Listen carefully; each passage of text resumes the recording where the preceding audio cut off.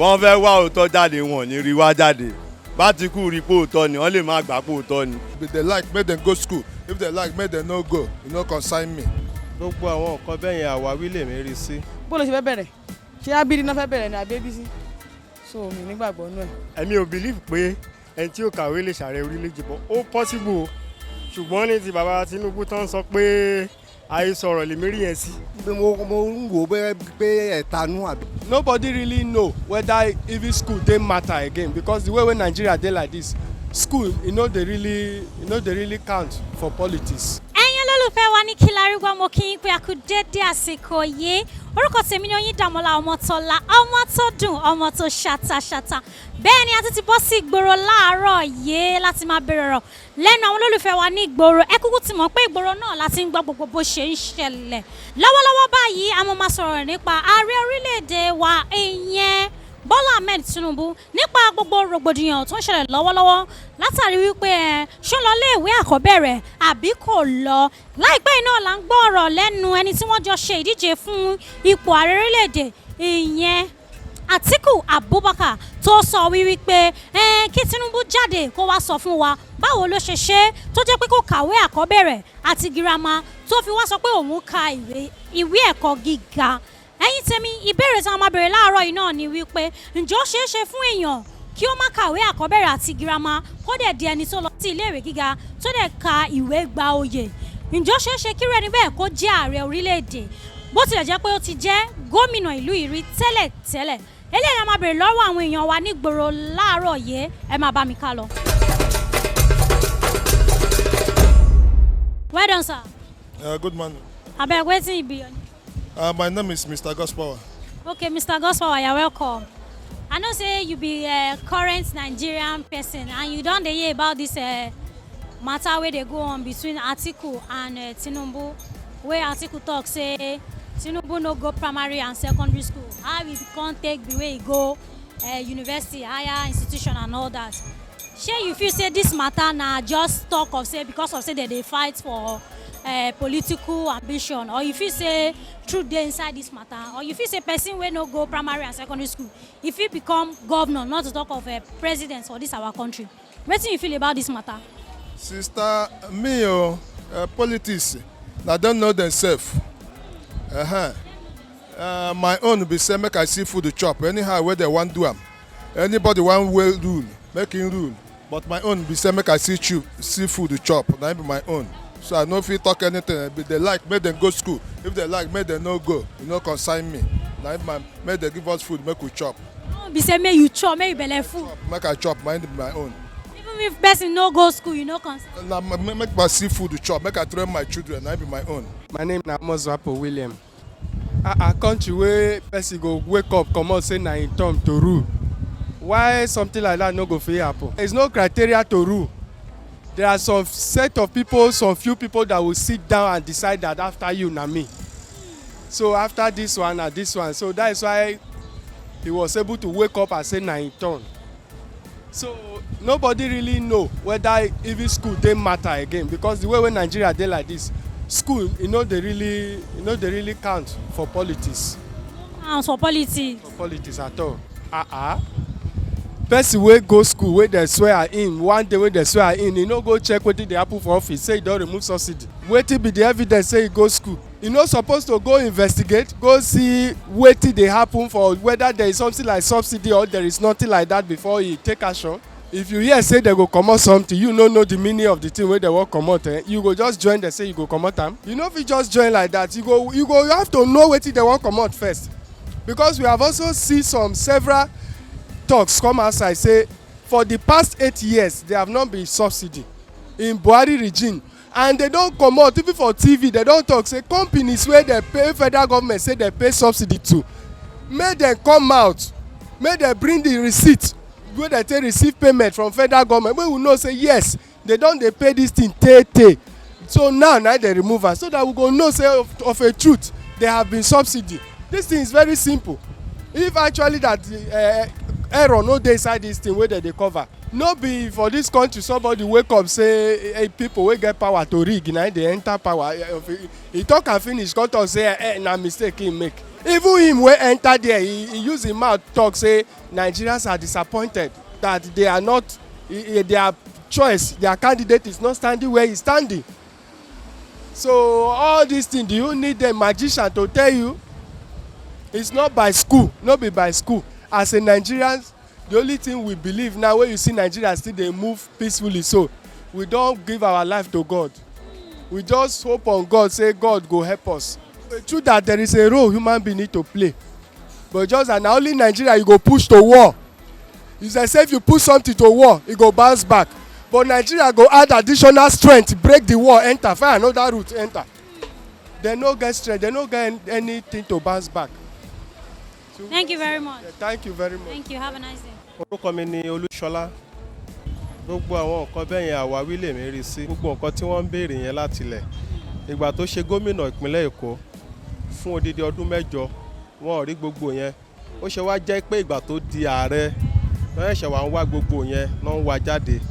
Nǹkan tèmi rí sí ni wípé àwọn mi mọ̀ bí mo ṣe lè pé bóyá àwọn tí wọ́n jọ ń dunpò tí wọ́n ń wá nǹkan tán fẹ́ fi yẹ̀ ṣubú níbi tó wà, àwọn yẹn náà lè máa wá àwọn nǹkan láti gbé jáde nípa ẹ̀ kán lè rí lò láti fi yẹ̀ ṣubú, kán lè rí lò fún bí alátakò. Ṣùgbọ́n mi ò rí nǹkan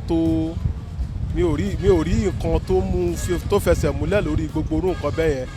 So bó ṣe rí bí yẹn bó ṣe rí nìyẹn ṣá, torí yẹn ò ṣe kókó. Iṣẹ́ tí ó wà lọ́wọ́ ẹ̀ gangan ni kí ó ṣe. Èmi dẹ̀ gbàgbọ́ pé kí wọ́n gbárùkù tì ṣóyè yín gbogbo àwọn tí wọ́n ń wò wípé òun kọ́ la ṣe àbó nǹkan ló yẹ kó ṣe àbó nǹkan ló yẹ kó débẹ̀ wọ́n gbé fún ni, gbogbo yẹn kọ́ ló ó ti ń ṣe ó dẹ̀ ti ń ṣe lọ. Kán gbárùkù tì, kán fọwọ́sowọ́pọ̀ pẹ̀lú ẹ̀ láti jẹ́ kó dáa. Èyí tó ṣe kókó tèmi rí ń bẹ́ẹ̀ nìyẹn. Gbogbo àwọn ìtàn ń sọ yẹn ìyẹn ò nídìí kan pàtàkì, kò mú lọ síwájú, kò dẹ̀ mú fàsẹ́yìn fún nǹkan tó ń ṣẹlẹ̀ Nàìjíríà. Kí àwọn náà kàn wo ọ̀nà tán lè gbà ràn lọ́wọ́ láti gbé orílẹ̀-èdè lọ sí ipò gíga, kàn gba ọ̀nà yẹn kàn fi ràn lọ́wọ́, kàn dẹ̀ tì lẹ́yìn. Nǹkan tí mo rí ń bẹ́ẹ̀ nìyẹn. Ẹ ṣeun gan ni. Orúkọ mi ni Olúwabùnmi Oyèbánjọ. Èmi ò nígbàgbọ́ nínú yẹn o, because ṣé èèyàn máa wà tí ò ní ka primary school, kò ní lọ secondary school, á wá lọ sílùú ìbá lọ kó fẹ́ di ààrẹ àbí ó fẹ́ lọ sí school. Bó ló ṣe fẹ́ bẹ̀rẹ̀? Ṣé abídí náà fẹ́ bẹ̀rẹ̀ ní àbí ABC? So mi nígbàgbọ́ nínú ẹ̀. Kọ́lọ́n kó ṣàṣàánú wa nílò ìṣá. Ẹ ṣeun gan. Adéníyì lórúkọ. Ẹ mọ ọ̀rọ̀ ìjọba wa yìí, ó kún oríṣiríṣi la máa ń gbọ́, but èmi ò believe pé ẹni tí ó kàwé lè ṣààrẹ orílẹ̀-èdè, bọ̀ ó possible o. Ṣùgbọ́n ní ti bàbá Tinubu tán sọ pé àìsọ̀rọ̀ lèmi rí yẹn sí. So àwa náà dẹ̀ ń gbọ́ àwọn school tí wọ́n lọ, tí certificate táwọn náà dẹ̀ ń tán proof ẹ̀ lọ́tún lọ́sì. So òun ṣe wá jáde sí ló ṣe à ń sọ pé wọ́n lọ sí yunifásitì wọn ṣe. So gẹ́gẹ́ bí ọ̀rọ̀ tèmi ká kọ̀ tiẹ̀ short, àìsọ̀rọ̀ ni mi ò nígbàgbọ́. Olúṣọlá lórúkọ mi. Bákan méjì ni ìkànnù àwọn tó jọ DJ ìyẹn Atiku Abubakar, I'm very much aware pé àwọn lọ́gbọ́n wọn lọ sí court pẹ̀lú Peter Obi, and I'm also very much aware pé Alhaji Atiku Abubakar wọ́n contest veracity certificate wọn èyí tó láwọn gbà ní Chicago University. So bóyá òótọ́ ni àbí irọ́ ni èmi ò mọ̀. So but àwọn tí wọ́n jọ díje tí wọ́n ò bá ní àwọn evidences, 1 or 2 evidences, I don't think they will be wasting their time in court, pursuing the cases in court. So bóyá ó ṣeé ṣe kó ní àwọn nǹkan méjì tí wọ́n lè bí ẹ̀rí tí wọ́n lè tọ́ka sí ló ṣe ń pursue case yẹn ní court. Tó bá jẹ́ ti Nigeria has descended to a point where anything goes. We are talking about Western worlds or Western countries. Àwọn tó fún wa ní civilization, àbáwọn tó fún wa ní democracy. Kò ṣeé ṣe kéèyàn má kàwé, kó parọ́ ń pò ń kàwé, kó dẹ̀ di ààrẹ orílẹ̀-èdè. Nǹkan tí mo ṣe sọ bẹ́ẹ̀ ni pé there are systems and processes that will check you over there. So kó tiẹ̀ tó dín pé ó máa di ààrẹ orílẹ̀-èdè, the system would have brought you down. O ní di ààrẹ orílẹ̀-èdè débi pé wọ́n ṣe máa ṣèwádìí lẹ́yìn ìgbà. certificate. There are processes and. Kó tó débẹ̀ rárá. Kó tó débẹ̀ bí a kò tiẹ̀ tó rí first iṣẹ́ first employment the process would have sorted you out. But nílẹ̀ wa ń bí báyìí ẹ mọ̀ pé anything goes ni. Àwọn tó yẹ kó jẹ́ bí agbófinró, people who should enforce the laws, we all know that they compromise the systems for reasons that we all know. Àtijẹ àtimu one, then greed, ojúkòkòrò two, and several other factors. But the point I'm making is it is very, very, very much possible that you will compromise the system here in Nigeria and get away with it.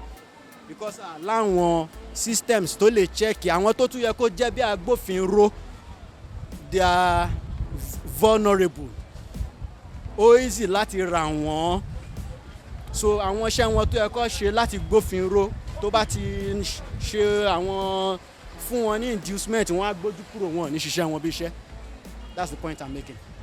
Ẹ ṣeun gan ni sir. All right now. Ìzìkà Kìnlolú wọ́n rò pé àyè wà láti lọ ilé ẹjọ́ àbí irú ẹni tó sọ pé wọn ò ní ìwé ẹ̀rí ẹni tó bá ti lè fi àmì dánilójú hàn pé kò ní ìwé ẹ̀rí then I think there is no problem about that also. We shouldn't be kò ń ṣe nǹkan tó yẹ ká máa pariwo ẹ̀ káàkiri because ìdí ni pé gbogbo nǹkan tá à ń ṣe ní ìlú orílẹ̀-èdè mìíràn ń gbọ́ gbogbo oríṣiríṣi wọn and then ìkejì ni pé ó ti ṣe gọ́vnà rí ṣé wọ́n béèrè gbogbo kinní wọ̀nyí nígbà tó ṣe gọ́vnà ni now tó wá dórí ààrẹ fọ́ọ̀mù wà tán náà wọ́n ń fìlà bí gbogbo nǹkan mẹ́rin mo fi kó yẹ kó ti wà ń bẹ̀ ọ̀ṣọ́ èmi mo ń wò pé ẹ̀tanú àbí pé that is the way. ọ̀rọ̀ ẹ̀tanú la. But of course tó bá ní ìdí pàtàkì àbí àmì ìdánilójú pé ààrẹ wa ò ní ìwé permanent ẹ jẹ́ kó lọ ilé ẹjọ́ náà kó lọ sọ fún wọn ilé ẹjọ́ pé lágbájá ò ní kó dẹ̀ fi àmì ìdánilójú ẹ̀ hàn wọ́n dẹ̀ bẹ̀ so that ìwé bẹ́ẹ̀ mi ṣe rí nìyẹn. mi ò rò bẹ́ẹ̀ o at least gẹ́gẹ́ bí constitution Nigeria ṣe sọ there is a level of education téèyàn gbọ́dọ̀ attain kó tó lè di ààrẹ orílẹ̀-èdè but particularly I'm sorry to say when you look at the south I don't think anybody from the south will vie pé wọ́n fẹ́ di ààrẹ at least a jẹ́ graduate from the south mo mọ̀ pé wọ́n ní àwọn tó wà lókè ọya pé wọ́n wà educationally disadvantaged mi ò rò pé ó lè ṣẹlẹ̀ ní south fún ipò ẹ̀ o pé even àwọn tó ń lọ house of rep gan mo rò pé kò sínú wọn tí ò jìn ṣàṣà ni ò ṣe graduate nínú wọn so I think a ti kọjá gbogbo àsìkò ẹ̀. Orúkọ mi ni Fọlárìn Dáramọ́lá. Ẹ mọ̀ pé Nàìjíríà tá a wà yìí oníkálukú ó máa sọ nǹkan tó hùn kó lè favour ẹ̀ ni. Èyí tó sọ iye Àtíkù wọ́n wò òun náà dáadáa tó ń sọ̀rọ̀ káwo yọ wọ́n pé Èkó la wà àbí Nàìjíríà la wà kò sóòótọ́ ń lu ìmọ̀ wọ́n fẹ́ wá òótọ́ jáde wọn ní rí wá jáde b'Átíkù rí pé òótọ́ ni wọ́n lè má gbà pé òótọ́ ni wọ́n rí pé irọ́ náà ni wọ́n lè sọ pé òótọ́ náà tún ni so this is Nigeria for you. I'm about 50+ now and Èkó yìí ló bá wá sí Sàrẹ̀mọ́ àti gbá oríṣiríṣi àti kàwé àti mọ gbogbo ẹ̀ so yan kò lè pàjá lọ́bọ̀ fún àwọn ọmọ ní Nàìjíríà yìí bóun kọ́ gbé fún Aṣíwájú bóun kọ́ ní irọ́ ni òun kọ́ pé torí certificate ẹ̀ well that's their own problem tèmi ni pé kọ́lọ́hún ṣe nǹkan tá a máa jẹ family wa nǹkan tá a máa jẹ kára máa ní wa kára máa ràn aráàlú bójú Àtíkù náà ló débẹ̀ náà kára ṣáà máa ní wa that's the best thing gbogbo ìtókù yẹn kékeré ni ẹni tó kàwé rárá tó ní certificate tó jẹ́ pé WAEC lásán ó ti tó fún orílẹ̀-èdè according to the constitution of Nigeria kò dìgbà tó bá lọ sí Texas University àbí kó lọ sí Australia whatever akọ̀ntànra wa lórí gbogbo yẹn ni àìmọ̀ èèyàn tó kàwé rárá ní Nàìjíríà tá a wà ilé níyì ń sìn tó yẹ pé wọ́n nílé tó kọ́lé tó ṣe dà businessman tó yẹ pé wọ́n ń ra wọ́n ń tà ní wọ́n dẹ̀ kàwé wọ́n dẹ̀ kọ́lé wọ́n ṣoríire àìmọye ọ̀pọ̀ ọmọ olówó náà tí wọ́n kàwé tí wọ́n ríbi lọ àìmọye ọmọ tó ń ẹ má yẹ ká tẹnu bọ̀rọ̀ ẹ má yẹ ká tẹnu bọ̀rọ̀ ṣé ó yẹ yín mà àti pé Àtíkù sọ bẹ́ẹ̀ o Àtíkù gangan fúnra rẹ̀ kò lóòótọ́ ẹni tó ń san pa ẹ̀ náà onírọ́ ni ó ti yé yín sí onírọ́ wá pàdé onírọ́ wọ́n jọ mọ́ra wọn ni tẹ́ bá lọ sí àìmọye nǹkan tí wọ́n jọ ní papọ̀ yes àìmọye nǹkan tó jọ ní papọ̀ àwọn náà lọ́wọ́ à ń bẹ̀ ibo l'Àtíkù ti ń rówó láti gbà tó bá sanjọ́ tó ti kúrò lórí oyè ó dẹ̀ ń contest ẹ jẹ́ àbí wò náà ṣebí custom officer lásán ni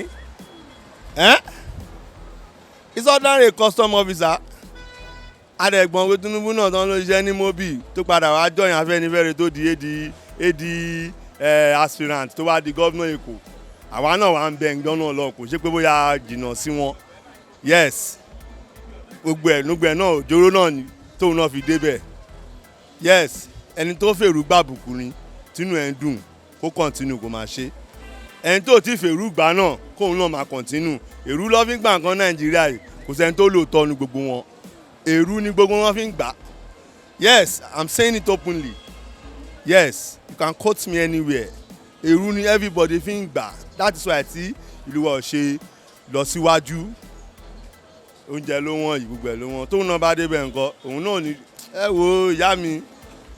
ẹ ṣeun gan ni sà.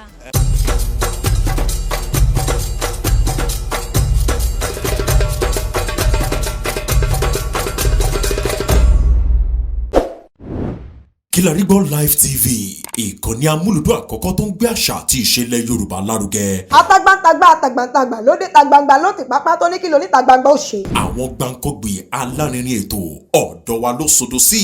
Mo lè má lè sọ òyìnbó púpọ̀ but nínú Yorùbá tí mò ń sọ àwọn kan yọ Yorùbá ń bẹ̀. Ṣé báwa náà kọ́ Ọlọ́run ọba ni kámú láti Kilarigbo Unlimited. Kilarigbo Unlimited ládùn ètò tí kò láfiwé. Aláràkúàrà. Orí ètò Aláràkúàrà ní àwàyè lórí Kilarigbo TV. Mo lo ata, tomatoes, àlùbọ́sà, ẹyin, mo lo carrot, mo dẹ̀ tún fi hot dog náà sí. Mélòó la fẹ́ kà nínú eyín adépèlé KPK kò gbọ̀kẹ̀ Kilarigbo ló ń jẹ́ bẹ́ẹ̀ ká ṣe àkálẹ̀ àwọn ayẹyẹ lọ́nà tí ìgbàlódé léyìí tẹ́yìn ó sì gbádùn ẹ̀. ọba sọyún ọ̀rọ̀ jábẹ́sì padà ìwọ ni Olúwa wá fàyè mi ṣe yanu. Kilarigbo Live TV gbọ́n pa ẹ̀ fún ìpolówó ọjà tàbí àkálẹ̀ èyíkéyìí ayẹyẹ tẹ́ bá fẹ́ ṣe ìyún event coverage pẹ̀lú owó tí ò gani lára Kilarigbo Live TV ẹ̀rọ amóhùnmáwòrán tíá.